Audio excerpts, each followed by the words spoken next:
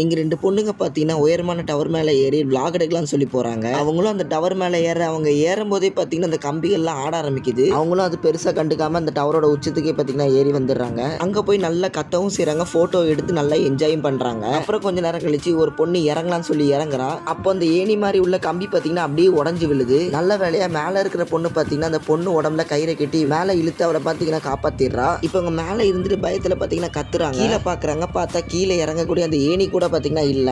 இப்படியே 2 நாள் போக ஒரு பொண்ணு பார்த்தீங்கன்னா கீழே ஆண்டனால என் பேக் இருக்கு, அதுக்குள்ள என் ஃபோன் இருக்கு, அதை நான் போய் எடுத்துட்டு வரேன்னு சொல்லிட்டு அவகிட்ட இருக்கிற கயிறை அவ உடம்புலையும் அங்குள்ள கம்பிலையும் கட்டிட்டு பார்த்தீங்கன்னா கீழே இறங்குறா. அவ எப்படியோ தைரியமா கீழே ஆண்டனா கிட்ட வர இறங்கிட்டு அவ பேக்கை எடுத்துட்டு திரும்பி இந்த கம்பியை பிடிச்சி மேலே வந்துடுறா. ஆனா மேலே வர வந்துட்டு அவ கை ஸ்லிப் ஆகி திரும்பி அந்த ஆண்டனால குத்தி அவ இறந்தே போயிடுறா. இப்போ இந்த பொண்ணும் பார்த்து அழுகுறா. அதுக்கப்புறம் கீழே இறங்கி அவ ஃப்ரெண்டு உடம்பு கிட்ட போறா. அங்க போய் அவ போன் எடுத்து இவ அப்பா கிட்ட நான் ஒரு டவர் கிட்ட மாட்டிக்கிட்டேன்னு சொல்லி மெசேஜ் அனுப்பிக்கிட்டு அந்த போனை ஒரு ஷூக்குள்ள வச்சு அவ ஃப்ரெண்டோட வயித்தை கிழிச்சு அந்த ஃப்ரெண்டு வயிற்றுக்குள்ள அந்த ஷூவை வச்சு அந்த ஃப்ரெண்டோட பணத்தை அப்படியே கீழே தள்ளி விட்டுறா.